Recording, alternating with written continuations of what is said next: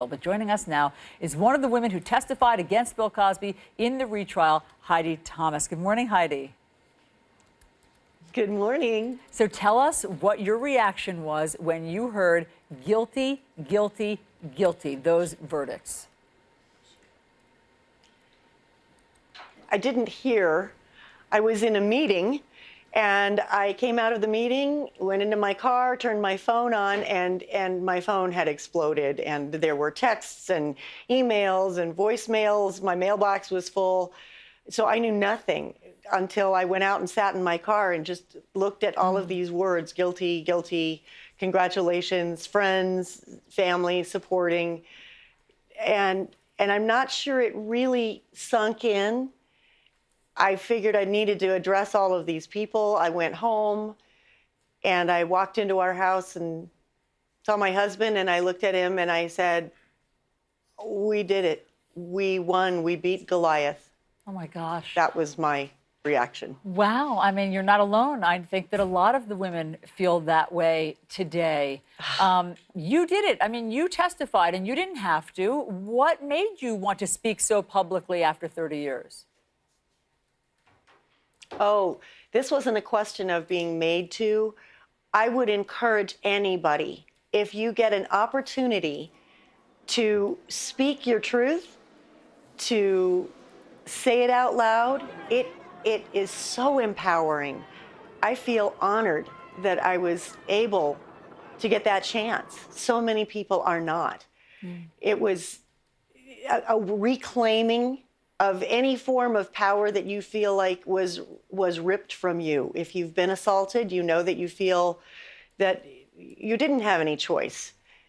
And now you get to look at that person in the face and say, "You didn't win. I'm still here, and you're going down." So it's incredibly empowering. Did you hear that Bill Cosby had an outburst in the courtroom? I did, which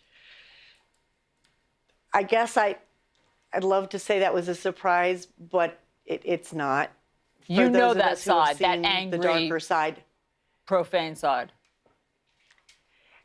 I don't know that side because I don't remember that side, but somebody who's done the things he has done, there are clearly facets to that person that most of us don't see. He could be facing... In that sense, it didn't surprise me. Understood. He is facing 30 years in prison. The sentencing hasn't happened yet. He's 80 years old. Right. How do you feel about that? Right. I think it's tragic. I think the man was incredibly gifted, brilliant, and I don't know if this is an illness. Something is broken there. And he's endured his own personal tragedies in the loss of children in his family. This is tragic that such a gifted, brilliant person who had so much going for him and who could do so much for so many has self-destructed like this. It's tragic is the only word I can come up with. That's awfully kind of you. I mean, to have such grace in the face, not to feel vengeance, but to feel, sympathy and sadness for the tragedy of all of this. Oh, it's so sad. It's so sad. We were all fans, all of us.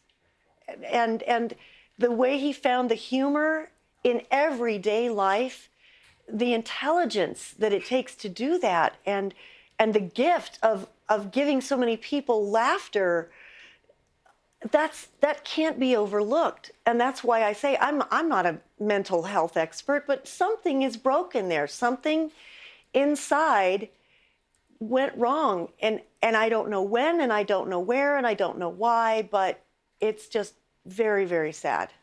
The first trial of Bill Cosby's ended in a mistrial. That was just a year ago. I mean, less. That was June 17th, 2017. And then in October, a few months later, all the news about Harvey Weinstein broke for the first time. And that exploded the Me Too movement. Do you think that this verdict of guilty yesterday is connected to that movement and moment? I don't know how it couldn't be connected. I know that the jury was asked about that while they were in voir dire. I don't know, obviously, how any of them answered that question. But unless you had been living under a rock, you had heard about the Me Too movement.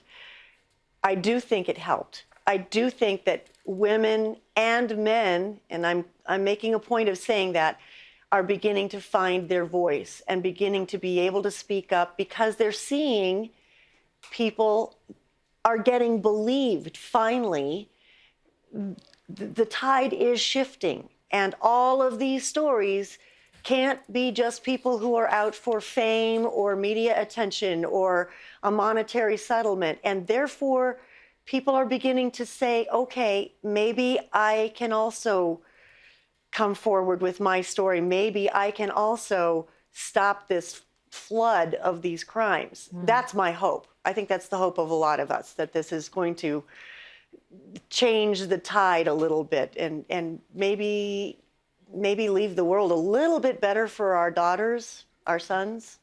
That would be my hope. Well, Heidi Thomas, millions of people are listening to you today and during the trial, and obviously you played a role in changing that tide. So thank you so much for telling us your story. Unbelievable. Thank you very much. Chris. All right, so we know that Dr. Ronnie Jackson has withdrawn as the nominee to head up the VA. Now, CNN is learning new details about the White House medical unit that he is still running. The concerning accusations about the handling of